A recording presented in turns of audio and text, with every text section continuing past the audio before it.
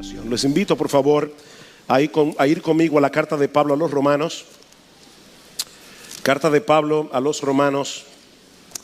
Y vamos a leer a partir del versículo 16 del capítulo 1 hasta el versículo 32.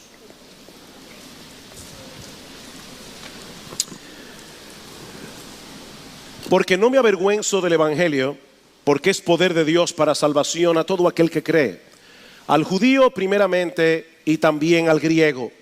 Porque en el Evangelio la justicia de Dios se revela por fe y para fe, como está escrito: mas el justo por la fe vivirá. Porque la ira de Dios se revela desde el cielo contra toda impiedad e injusticia de los hombres que detienen con injusticia la verdad.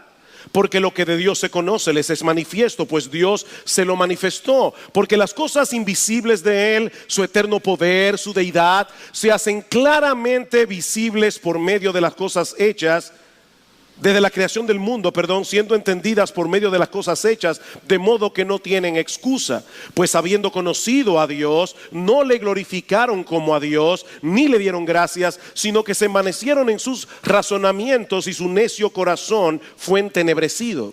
Profesando ser sabios, se hicieron necios y cambiaron la gloria del Dios incorruptible en semejanza de imagen de hombre corruptible, de aves, de cuadrúpedos y de reptiles, por lo cual también Dios los entregó a la inmundicia en la concupiscencia de sus corazones, de modo que deshonraron entre sí sus propios cuerpos, ya que cambiaron la verdad de Dios por la mentira, honrando y dando culto a las criaturas antes que al Creador, el cual es bendito por los siglos. Amén.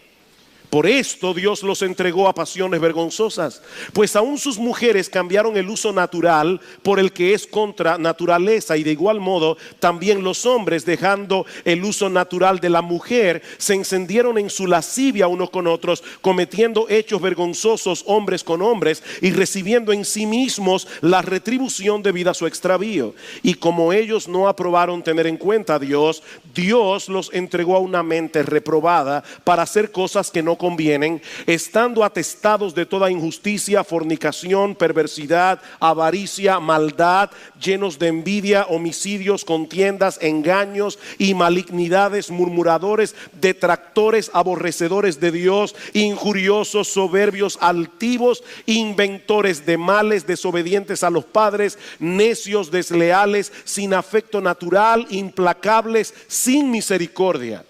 Quienes, habiendo entendido el juicio de Dios, que los que practican tales cosas son dignos de muerte, no solo las hacen, sino que también se complacen con los que las practican. Como la mayoría de ustedes saben, el 26 de junio pasado, en una reñida decisión de 5 jueces contra 4, la Suprema Corte de los Estados Unidos legalizó el matrimonio homosexual en todos los estados de la Unión. Y dada la influencia que ocupa la nación norteamericana en el mundo occidental y el relativismo imperante en nuestra generación, es lógico suponer que esta decisión tendrá repercusiones de amplio alcance en muchos otros países, incluyendo la República Dominicana. Es por esta razón que nosotros vimos pertinente, los pastores de esta iglesia, detener el curso de la serie expositiva que llevamos actualmente en el Evangelio de Marcos para tratar este tema este domingo y el próximo. Como les decía hace un momento, en la mañana de hoy estaremos considerando de manera particular cuáles son las raíces de la homosexualidad a la luz de este pasaje de la carta de Pablo a los romanos, y el domingo que viene, si el Señor lo permite, vamos a considerar cuál debe ser la respuesta de la iglesia a este intento de redefinir la familia, de redefinir el matrimonio, que son las dos instituciones más fundamentales de la sociedad humana. De igual manera, y como ya hemos avisado, en la tarde de hoy vamos a tener un panel abierto para responder acerca de la homosexualidad, abordando preguntas y temas que son difíciles de tratar en un mensaje como este. Ahora bien, hermanos, yo estoy consciente de que este es un tema polémico, este es un tema controversial, y que tanto los que están en contra como los que están a favor del matrimonio homosexual pueden asumir conductas muy agresivas para defender su posición. Por lo que yo me adelanto a decir que mi intención en esta mañana es abordar este tema desde una perspectiva bíblica y con un corazón pastoral. Desde una perspectiva bíblica, pero con un corazón pastoral. En otras palabras, nosotros queremos ser fieles a la enseñanza de las Escrituras con respecto a este tema, pero al mismo tiempo queremos ser sensibles a todos aquellos que están luchando con las consecuencias de asumir cierto estilo de vida e instruir a los creyentes para que podamos dar una respuesta que sea apropiada, no solo en el fondo, sino también en la forma. Y mi oración al Señor es que este mensaje de las Escrituras, como orábamos hace un momento, pueda traer luz donde haya verdadera confusión y pueda traer esperanza donde haya desesperación. Porque el Evangelio de Cristo sigue siendo poder de Dios para salvar a todo tipo de pecadores sin importar sus inclinaciones sexuales. El Evangelio salva a heterosexuales porque necesitan el Evangelio. El Evangelio salva a homosexuales porque necesitan el mismo Evangelio que necesitan los heterosexuales. Por otra parte, es importante aclarar que el tema central de este pasaje que vamos a estudiar en la mañana de hoy, en la carta de Pablo a los Romanos, no es la homosexualidad. Y ya yo dije claramente que quiero ser fiel a la enseñanza de este texto. El tema central de este pasaje es la necesidad del Evangelio. De hecho, la Biblia no es un manual de sexualidad. La Biblia es una historia de la redención. Pero como yo espero mostrar en esta mañana, cuando nosotros colocamos la sexualidad humana en el contexto de esa gran historia redentora que se revela en las Escrituras, estamos mejor equipados para entender el problema con el que estamos lidiando aquí, así como la solución que Dios ha provisto para resolver ese problema. La tesis de Pablo en este pasaje es que absolutamente todos los hombres por igual necesitan la salvación que el Evangelio anuncia, porque todos, absolutamente todos, son igualmente culpables en la presencia de Dios. Así que la buena noticia del Evangelio comienza con una noticia muy mala, y de hecho no podemos entender la buena noticia del Evangelio si no entendemos primero la mala, que es lo que Pablo pasa a explicarnos aquí a través del versículo 18. Y aunque no es mi intención exponer este pasaje con todo lujo de detalle, es un pasaje muy denso, al menos tenemos que entender cuál es la esencia de la acusación que Pablo plantea aquí contra la raza humana y que demanda un costosísimo plan de salvación como el que Dios anuncia en el Evangelio.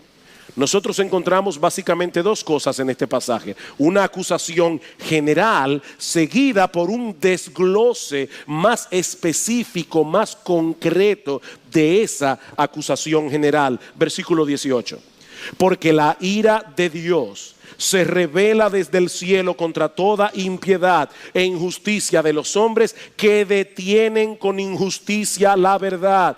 Porque lo que de Dios se conoce les es manifiesto, pues Dios se lo manifestó. Porque las cosas invisibles de Él, lo que no podemos ver de Dios, su eterno poder y deidad, se hacen claramente visibles desde la creación del mundo, siendo entendidas por medio de las cosas hechas, de modo que no tienen excusa.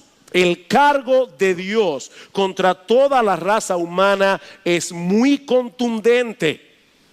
Él se ha revelado a todos los hombres a través de la creación, en una forma muy evidente, y más adelante Pablo va a añadir que Dios también se ha revelado a través de la conciencia humana. Todo hombre tiene una conciencia, todo hombre tiene la noción de bueno y malo, y que lo bueno debe ser alabado, lo malo debe ser castigado. Eso es un testimonio de Dios en la conciencia del hombre, pero el hombre ha tomado la decisión de resistir esa revelación divina con todas las fuerzas de su corazón.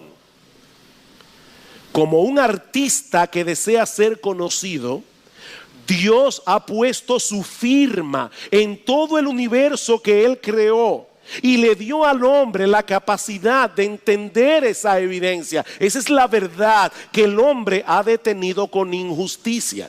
Por supuesto, eso no quiere decir que la creación nos revela todo lo que necesitamos conocer acerca de Dios. Pero Pablo está diciendo que revela lo suficiente como para saber que Él existe, como para saber que Él es digno de ser adorado, como para saber que Él es digno de ser obedecido. Por simple observación, mis hermanos, nosotros sabemos que todo efecto tiene una causa, y que la causa debe ser suficiente para explicar el efecto. Por ejemplo, imagínate que sales de tu casa, dejas encendida tu computadora y únicamente el gato se quedó adentro. Cuando regresas tarde en la noche, encuentras en la pantalla de tu computador una nota que dice: prepárate para morir, te llegó la hora. Bueno, si tú eres como yo, ¿verdad? Así inteligente, seguramente vas a llegar a la conclusión de que alguien entró en tu casa, a esa brillante conclusión, de que alguien entró en tu casa y que dejó esa nota con un propósito. Ahora, puede ser un chiste de mal gusto o puede ser una amenaza escalofriante, pero la posibilidad de que el gato haya caminado por el teclado y haya escrito ese mensaje por accidente es imposible, y mucho menos la posibilidad de que lo haya hecho a propósito.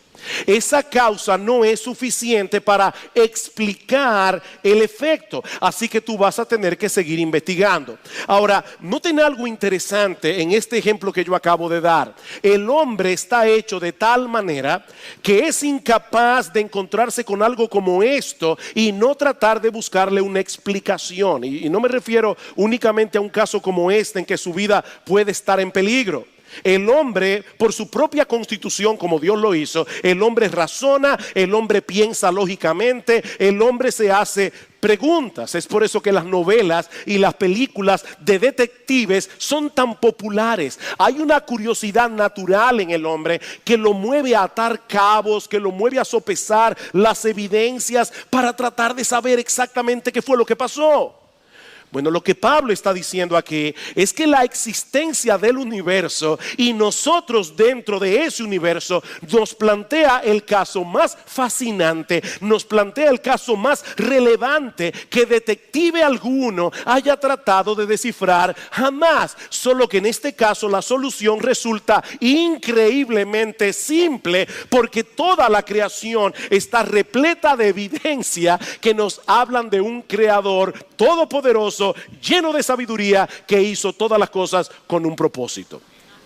Eso es tan claro, dice Pablo, que el hombre que no se postra ante Dios en adoración y con un corazón agradecido queda sin excusa, dice en el versículo 21, literalmente queda sin apología para defender su caso cuando tenga que presentarse delante de él en el día del juicio. El hombre sabe que hay un Dios, dice Pablo, pero pretende vivir como si no lo supiera. Noten el versículo 21.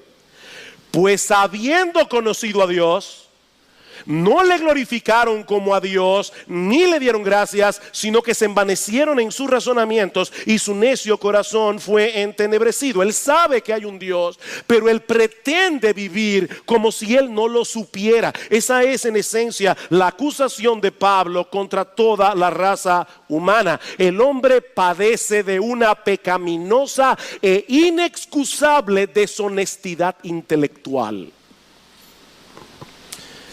Hay un reputado profesor de leyes y filosofía llamado Jay Budziszewski. No traten de aprenderse el nombre. Hay que repetirlo un rato para aprenderlo. Es profesor universitario de filosofía y de leyes. Budziszewski durante un tiempo fue ateo, pero finalmente llegó a la conclusión de que su problema era básicamente el autoengaño. Y ahora escuchen lo que dice él. El autoengaño, dice Budziszewski, significa hacerse el tonto. Significa pretender que no sabemos lo que en realidad sí sabemos. Jugar a que desconocemos lo que en realidad conocemos. Lo que estoy insinuando es que los seres humanos jugamos con Dios. Nos mentimos. Y una de las cosas acerca de las cuales nos mentimos es sobre nuestro conocimiento de la realidad de Dios. Y aquí él cita el Salmo 14, donde el salmista comienza diciendo: dice el necio en su corazón, no hay Dios. Y continúa diciendo el salmista: no le llama necio al hombre por pensar que no hay Dios, sino más bien por decirse a sí mismo que no hay Dios, aunque en lo profundo de su mente él sabe que no es así. Hay un Dios y él lo sabe. Y él lo sabe, pero él se dice a su corazón, él pretende vivir de cierta manera. Esa es la acusación de Pablo en Romanos capítulo 1. El hombre sabe que existe Dios, pero pretende vivir como si él no supiera eso. Y por supuesto, nadie puede pretender tal cosa sin sufrir la consecuencia. Imagínate lo que sucedería con una persona que de repente decide pretender que los carros no existen. Y él va por la calle y él cruza porque él dice no existen. Ya ustedes se imaginan lo que va a pasar. El hombre pretende vivir como si no tuviera que tomar en cuenta a Dios. Y ahora Pablo quiere mostrarnos de manera más específica, de manera más concreta, cómo esto se manifiesta en la realidad, en la práctica, a través de 3 intercambios íntimamente relacionados entre sí. En primer lugar, el hombre, dice Pablo, decidió cambiar la gloria de Dios por la vanagloria de las criaturas. Versículo 21. Pues habiendo conocido a Dios, no le glorificaron como a Dios, ni le dieron gracias, sino que se envanecieron en sus razonamientos y su necio corazón fue entenebrecido. Profesando ser sabios, se hicieron necios y cambiaron. Aquí está el primer intercambio. Cambiaron la gloria del Dios incorruptible en semejanza de imagen de hombre corruptible, de aves, de cuadrúpedos y de reptiles. Alguien decía que el ser humano es un religioso incurable. Como fuimos creados originalmente para adorar a Dios y encontrar en Él nuestra seguridad y nuestra satisfacción, el hombre no puede desechar a Dios sin caer en la idolatría. Eso es imposible. Y debo aclarar, porque somos personas muy sofisticadas del siglo XXI, que cuando hablamos de idolatría no podemos pensar únicamente en un adorador de imágenes. Todo aquello en lo que ponemos nuestra confianza, en lo que buscamos nuestra identidad, nuestra seguridad, que no sea Dios, ese es nuestro ídolo. Es aquello en lo que nos refugiamos en momentos de dificultad, o como dice Timothy Keller, son aquellas cosas con las que contamos para hacer nuestras vidas significativas. Son aquellas cosas de las cuales decimos: yo necesito eso para ser feliz, o si yo no tengo eso, mi vida no vale nada ni significa nada. Eso es un ídolo. El hombre busca desesperadamente en las cosas creadas lo que solo puede encontrar en el Creador. Y por eso experimenta una profunda insatisfacción, no importa su inclinación sexual. Hermano, yo tengo que seguir insistiendo. Este pasaje no es acerca de la homosexualidad. Este pasaje es acerca de la culpabilidad humana. El hombre vive insatisfecho, no importa si es homosexual o si es heterosexual. C.S. Lewis decía que la historia de la humanidad es una terrible y larga historia del hombre tratando de encontrar algo que no sea Dios, pero que le haga feliz. Esa es la historia del hombre. Tratando de encontrar algo que no sea Dios, pero que le haga feliz. En segundo lugar, Pablo dice también que el hombre no solamente ha cambiado la gloria de Dios por la vanagloria de las criaturas, él ha cambiado la verdad de Dios por la mentira. Versículo 24. Por lo cual también Dios los entregó a la inmundicia en la concupiscencia de sus corazones, de modo que deshonraron entre sí sus propios cuerpos, ya que cambiaron la verdad de Dios por la mentira, honrando y dando culto a las criaturas antes que al Creador, el cual es bendito por los siglos. La gloria de Dios estaba supuesta a ser el sol alrededor del cual orbitaran nuestras almas, pero el hombre ha decidido orbitar alrededor de las criaturas y sobre todo se ha colocado a sí mismo en el centro de su propio universo. Y eso no solo nos convierte en idólatras, sino que produce una profunda distorsión de la realidad. Una profunda distorsión de la realidad. El hombre ha cambiado la verdad de Dios por la mentira, en el sentido de que ha decidido poner a un lado al Creador, descansar en la criatura. Adorar a Dios como Dios es ver las cosas como son. Y por lo tanto es vivir conforme a la verdad. Adorar a la criatura como si fuera Dios es vivir una ilusión que distorsiona por completo nuestra percepción de las cosas. Es abrazar la mentira como si fuera la verdad. Es por eso que Pablo dice en el versículo 21 que los hombres se envanecieron en sus razonamientos. Han perdido la capacidad de razonar equilibradamente. Tanto así que a la necedad el hombre le llama sabiduría. Profesando ser sabios, se hicieron necios. Y a la sabiduría el hombre le llama necedad. ¿Cómo nosotros podemos entender que en Estados Unidos, en los Estados Unidos de Norteamérica, matar el huevo de una águila calva te lleva a la cárcel y a pagar una multa de 5 a 10 mil dólares, pero matar a un niño en el vientre de la madre no tiene ninguna penalidad? Profesando ser sabios, se hicieron necios. Al cambiar la gloria de Dios por la vanagloria de la criatura, el hombre ha perdido su punto de referencia para poder interpretar la realidad en una forma objetiva. Y una de las ilustraciones más claras de esa terrible distorsión es precisamente la homosexualidad, que es el tercer intercambio que Pablo menciona en el pasaje, versículo 26.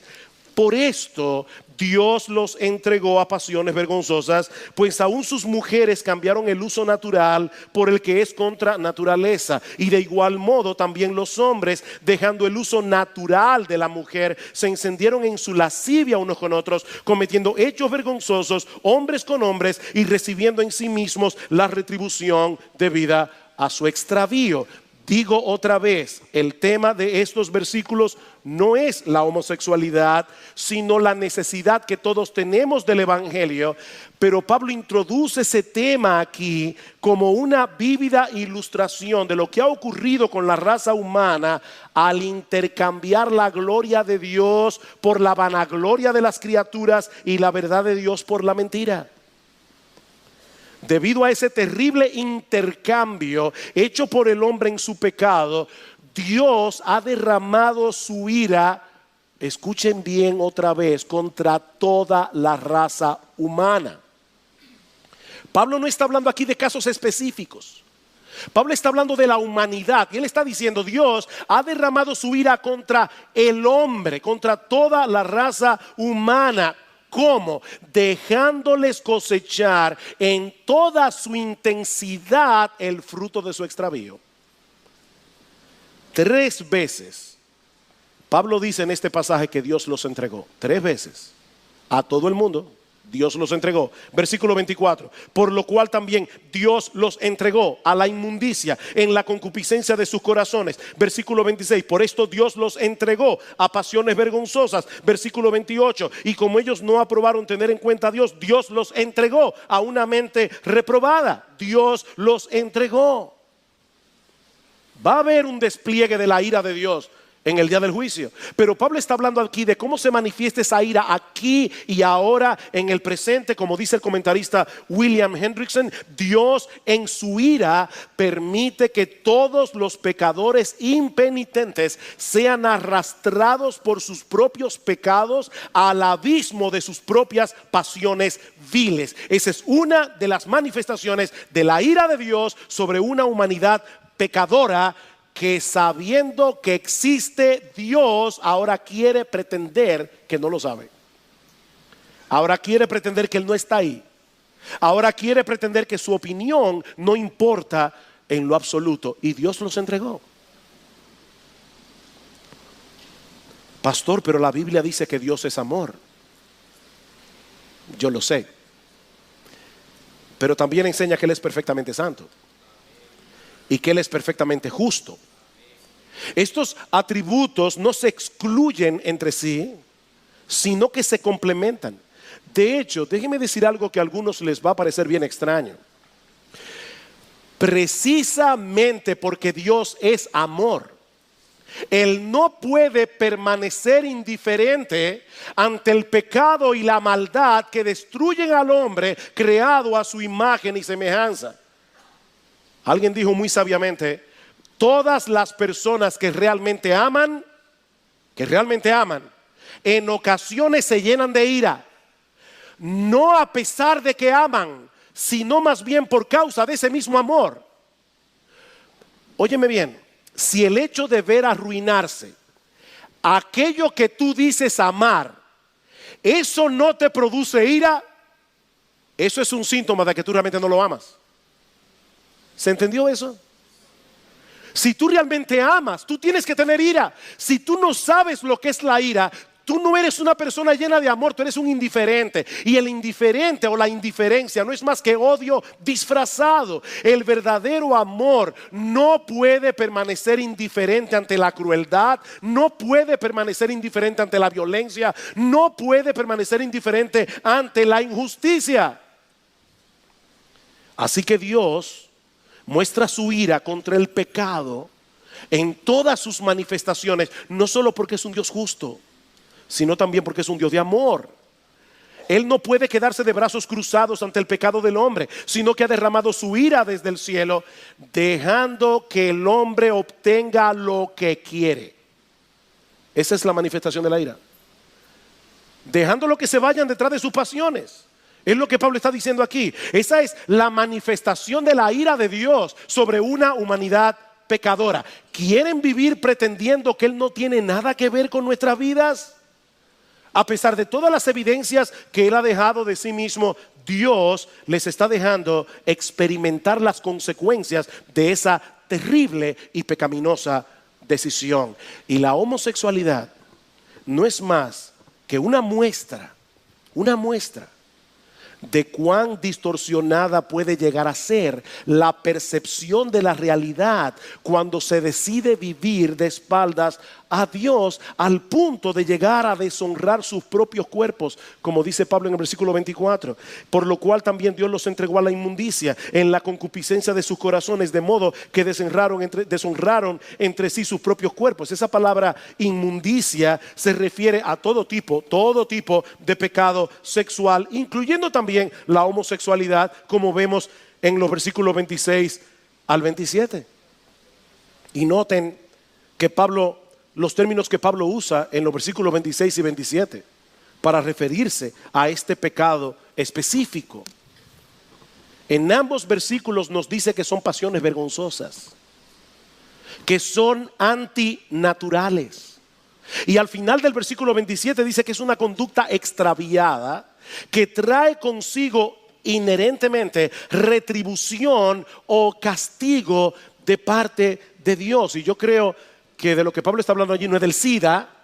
Cuando Pablo dice en el versículo 27, recibiendo en sí mismos la retribución debida a su extravío, lo que Pablo está diciendo es que la perversión misma es parte del castigo. Es un pecado que lleva a más pecado, y esa es parte del castigo de Dios. Pero yo sé que estas palabras son fuertes, pero hermanos, eso está en la Biblia.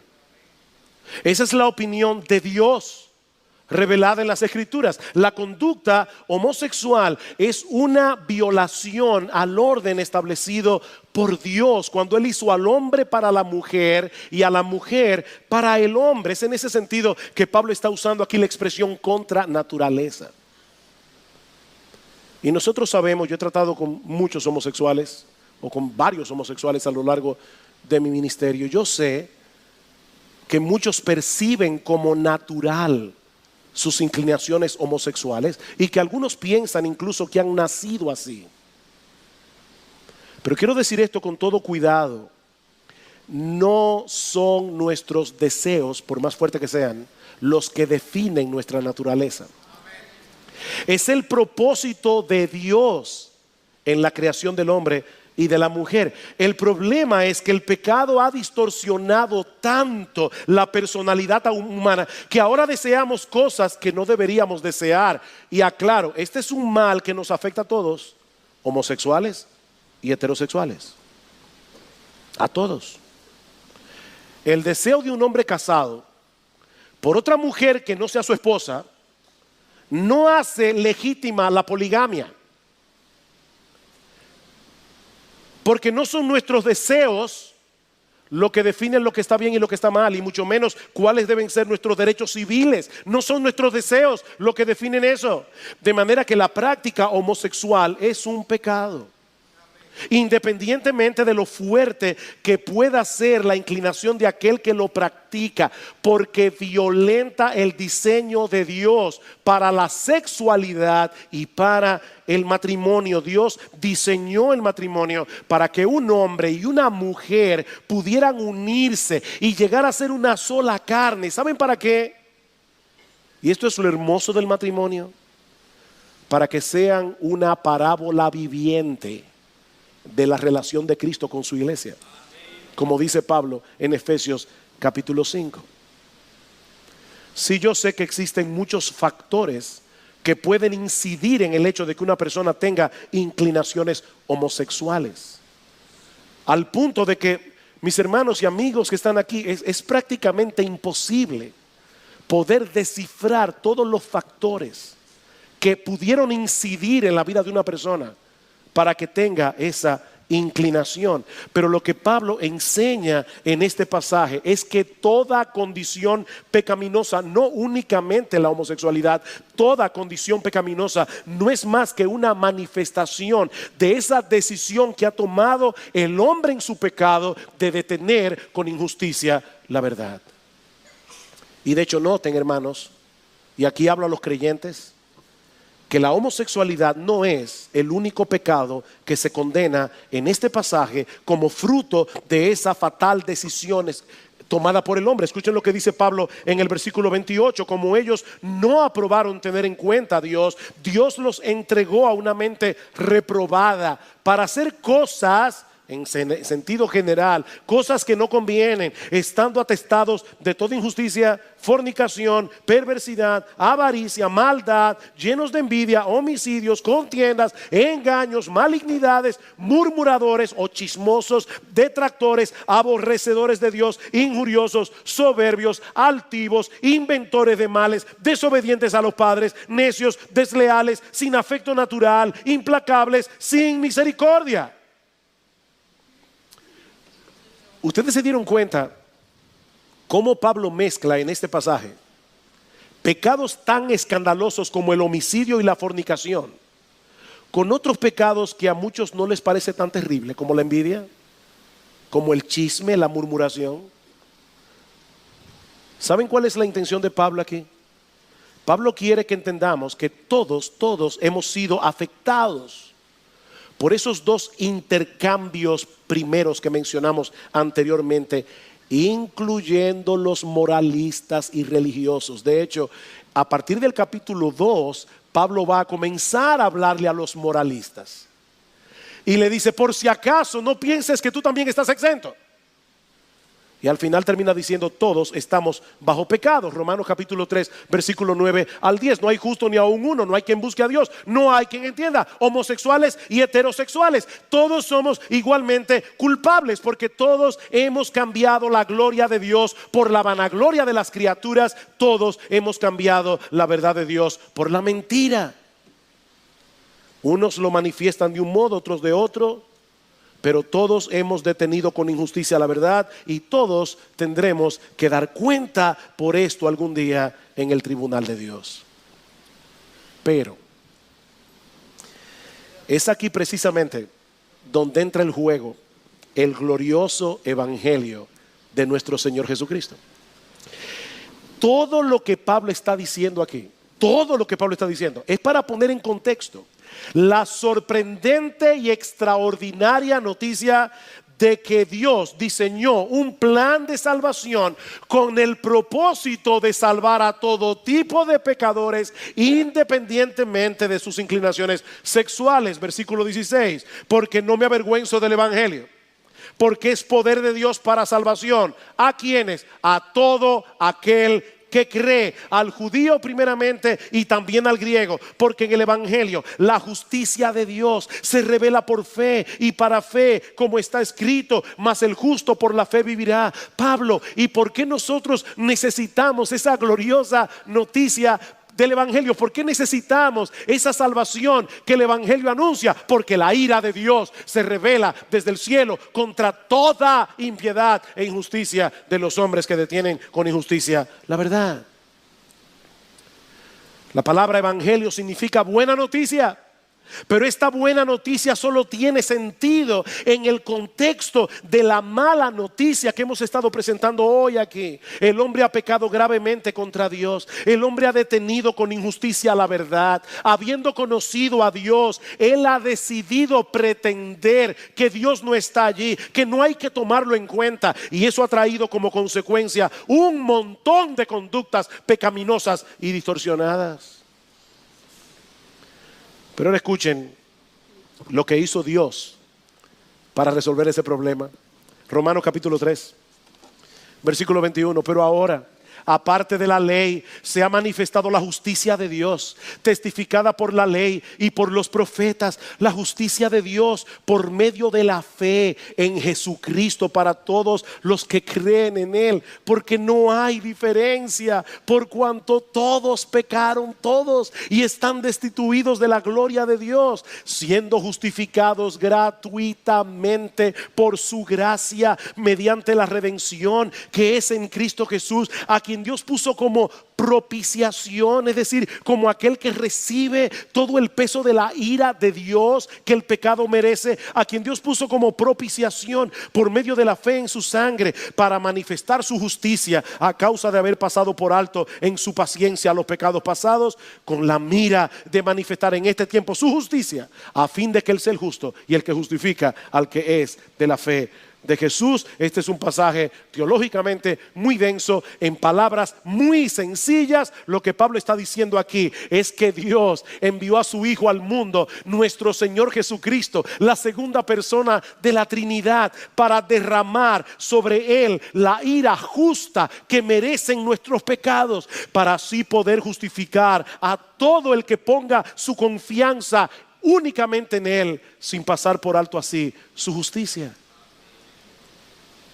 Todos los pecados enumerados en Romanos 1, todos, incluyendo la homosexualidad, incluyendo el lesbianismo, pero incluyendo también a los odiosos, a los necios, a los desleales, a los moralistas hipócritas, a los religiosos hipócritas, a los desobedientes a los padres, a los inventores de males, a todos los que se enumeran en la lista de Romanos 1, todos serán perdonados si ponen su fe en el Señor Jesucristo.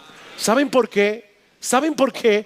Porque Dios derramó sobre Él en la cruz del Calvario el castigo justo que merece cada uno de esos pecados.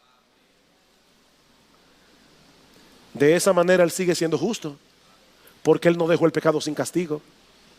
Él sigue siendo justo y es al mismo tiempo el que justifica al que es de la fe de Jesús. Ese es el mensaje del Evangelio. Que aquel que no conoció pecado, por nosotros fue hecho pecado, para que nosotros fuésemos hechos justicia de Dios en él. Dios resolvió el problema causado por ese terrible intercambio hecho por el hombre a través de otro intercambio, el glorioso intercambio de la cruz. Cristo sufrió el castigo que nosotros merecemos, para que todo el que se arrepienta de sus pecados y se ampare en Él por la fe, reciba de parte de Dios las bendiciones que Él merece por su justicia. Hace un momento decíamos que Dios ha derramado su ira en este mundo caído, dejándole al hombre cosechar en toda su intensidad el fruto de su extravío. Y esa es indudablemente una manifestación de su justo aborrecimiento por el pecado. Pero ¿saben qué? Esa moneda tiene otra cara. Escuchen lo que dice Pablo más adelante en Romanos capítulo 8, versículo 18. Pues tengo por cierto que las aflicciones del tiempo presente no son comparables con la gloria venidera que en nosotros ha de manifestarse, porque el anhelo ardiente de la creación es el aguardar la manifestación de los hijos de Dios, porque la creación fue sujetada a vanidad, a futilidad, a lo que no sirve, a la frustración, no por su propia voluntad, sino por causa del que la sujetó, en esperanza, porque también la creación misma será libertada de la esclavitud de corrupción a la libertad gloriosa de los hijos de Dios. ¿Saben lo que Pablo está diciendo aquí? Que toda la frustración que nosotros experimentamos al vivir en este mundo caído tiene la intención de despertarnos a la realidad de lo horroroso que es cambiar la gloria de Dios por la vanagloria de la criatura, con el fin de que muchos puedan volverse de su pecado, poniendo su fe en el Señor Jesucristo y colocando a Dios en el lugar que le corresponde. Mi amigo, hay esperanza para el pecador, independientemente de sus inclinaciones sexuales. Hay esperanza para el homosexual, hay esperanza para el heterosexual, hay esperanza para el liberal y hay esperanza para el moralista hipócrita. Hay esperanza. Hay esperanza para el publicano y hay esperanza para el fariseo, porque hay salvación en Cristo para todo aquel que cree. Escribiendo su carta a los Corintios, Pablo les recuerda que ningún pecador impenitente heredará el reino de Dios. Ninguno. No erréis, dice Pablo, ni los fornicarios, ni los idólatras, ni los adúlteros, ni los afeminados, ni los que se echan con varones, ni los ladrones, ni los avaros, ni los borrachos, ni los maldicientes, ni los estafadores heredarán el reino de Dios. Pero ahora Pablo dice, y esto erais algunos de vosotros. Esto erais algunos, mas ya habéis sido lavados, ya habéis sido santificados, ya habéis sido justificados en el nombre del Señor Jesús y por el Espíritu de nuestro Dios. Yo sé que muchos nos acusan de homofóbicos porque decimos que la homosexualidad es un pecado. Y lamentablemente no sería correcto de mi parte dejar de reconocer que muchos cristianos actúan de tal manera que muestran la realidad de esa acusación. Pero ¿saben cuál es la realidad? La verdad verdadera detrás de todo esto. Que solo los cristianos pueden y deben manifestar verdadero amor hacia los homosexuales, al mostrarles su problema con la justicia de Dios, para luego presentarles la esperanza que todos tenemos en Cristo. Nosotros amamos a los homosexuales y debemos recibir a los homosexuales de la misma manera que recibimos a los heterosexuales. Queridos hermanos, no perdamos el foco en medio de este debate que se ha levantado en torno al matrimonio homosexual. Sí, nosotros queremos hablar donde quiera que el Señor nos dé la oportunidad de hacerlo y presentar la verdad acerca de la sexualidad humana y acerca del matrimonio en cualquier plataforma en la que nosotros podamos hacerlo. Pero nunca olviden que nuestra misión principal en el mundo es predicar el evangelio de Jesucristo, proclamando a los pecadores de todo tipo, homosexuales y heterosexuales, que hay perdón y vida eterna para todo aquel que cree. Me encanta como dice John Piper: Dios no nos ha llamado a ganar las elecciones, sino a ganar almas, corazones y mentes. Él no nos ha llamado a controlar el Congreso, sino a predicar el evangelio. Él no nos ha llamado a vivir seguros, sino a decir la verdad. Él no nos ha llamado a evitar el conflicto, sino a amar a todos. Así que habla la verdad en amor, confía tu causa a Dios y mantén la gloria de Dios en el centro de tu alma, de modo que todos los planetas de tus pasiones giren en su órbita adecuada.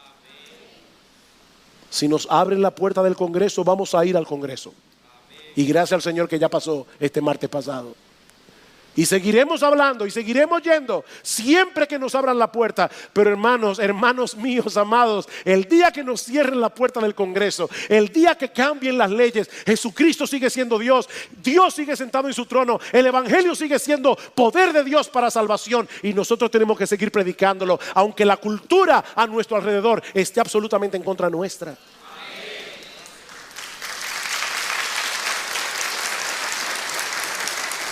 Y mi amigo, mi invitación en esta mañana a todos por igual es que vengas a Cristo en arrepentimiento y fe. No importa los pecados que hayas cometido, confiando únicamente en ese glorioso intercambio que Él llevó a cabo con su vida y con su muerte. Él vivió la vida de perfecta obediencia que nosotros no podíamos vivir, para luego morir en la cruz del Calvario, la muerte que tú y yo merecíamos morir, para que todo aquel que en Él cree no se pierda, mas tenga vida eterna.